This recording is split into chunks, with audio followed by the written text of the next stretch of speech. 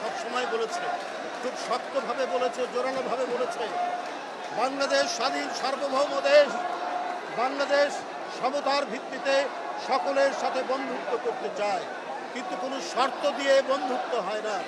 বাংলাদেশ সরকার প্রত্যেক দেশের সাথে বন্ধুত্বের প্রকাশ্যে যে ঘোষণা দিয়েছেন, নিশ্চয়ই এইখানে যদি অন্য কিছু না থাকে তাহলে অবশ্যই সমতার ভিত্তিতে, মিউচুয়াল রেসপেক্টের ভিত্তিতে এবং মানে এই যে সার্বভৌমত্বকে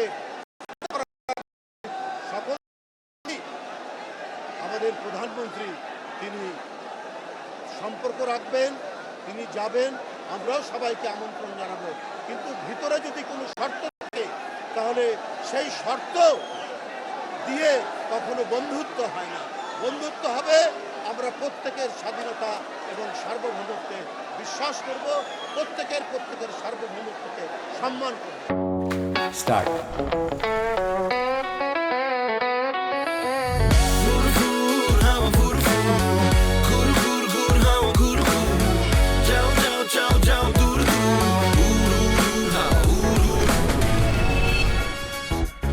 দেখলেন তো পুরো ব্যাংকটাই কিভাবে উড়াই নিয়ে আসলাম। আপনিও পারবেন যদি আপনার কাছে থাকে বাংলাদেশের সবচেয়ে powerful banking app city touch. Download করুন। শেখ হাসিনা বলেছিলেন ঘরে ঘরে চাকরি দেব। আজকে বাংলাদেশ শেখ হাসিনার আমলে এই দক্ষিণ এশিয়ার মধ্যে বেকারত্বের হার বেশি ছিল বাংলাদেশে। কোথায় ঘরে ঘরে চাকরি, কোথায় বিনামূল্যে সার?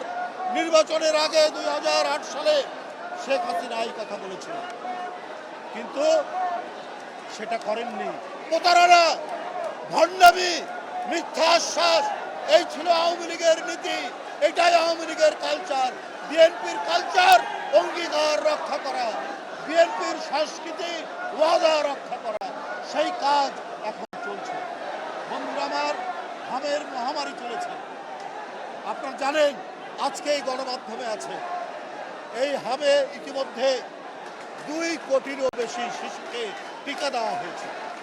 এর মধ্যে যে শিশুরা মারা গেছেন তার মধ্যে 92% শিশু তারা টিকা নেয়নি, তারা হামের টিকা থেকে বঞ্চিত ছিল। কিন্তু যারা টিকা পেয়েছেন তারা মারা যায়। এইটাই সরকার এই মহামারী আসার সাথে সাথে অত্যন্ত দ্রুত গতিতে হামের এই প্রাদুর্ভাব মোকাবেলার জন্য প্রচেষ্টা নিয়েছে।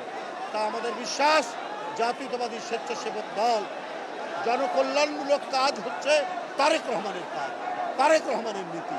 আর জনকল্যাণমূলক কাজকে এগিয়ে নিয়ে যাওয়ার দায়িত্ব জাতীয়তাবাদী স্বেচ্ছাসেবক দল। সেই কাজটি জিলানি এবং রাজীব তারা করে এসেছে আগে, এখনো করে যাবে।